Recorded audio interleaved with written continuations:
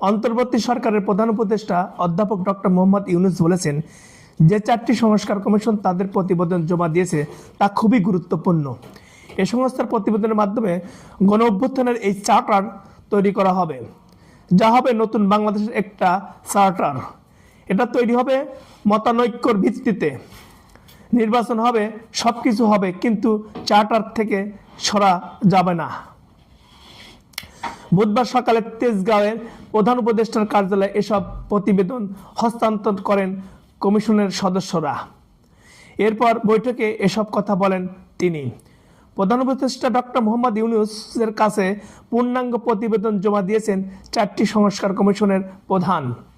তারা হলেন সংবিধান সংস্কার কমিশনের প্রধান অধ্যাপক ডক্টর আলী রিয়াজ, নির্বাচন ব্যবস্থা সংস্কার কমিশনের প্রধান ডক্টর বদিউল আলম মজুমদার, পুলিশ প্রশাসন সংস্কার কমিশনের প্রধান সরফরাজ হোসেন এবং দুর্নীতি দমন কমিশন সংস্কার কমিশনের প্রধান ডক্টর ইফতেখারুজ্জামান।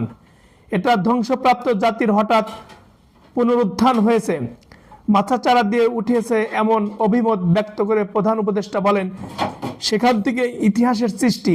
আজকের এই অনুষ্ঠান সেই ইতিহাসের অবিচ্ছেদ্য অংশ। এটা বিচ্ছিন্ন করার কোনো প্রতিবেদন নয়।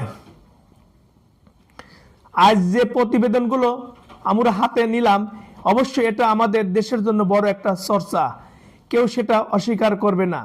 তিনি আরও বলেন, আমরা একটা নতুন বাংলাদেশ গঠনের স্বপ্ন নিয়ে সেটার কাঠামো তৈরির কাজ আপনাদের হাতে দিয়েছিলাম কমিশনের মাধ্যমে। স্বপ্ন আছে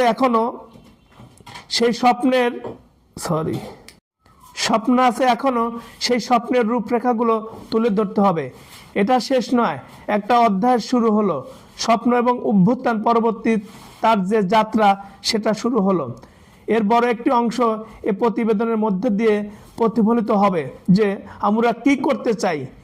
এটার মাধ্যমে আমরা সবার সঙ্গে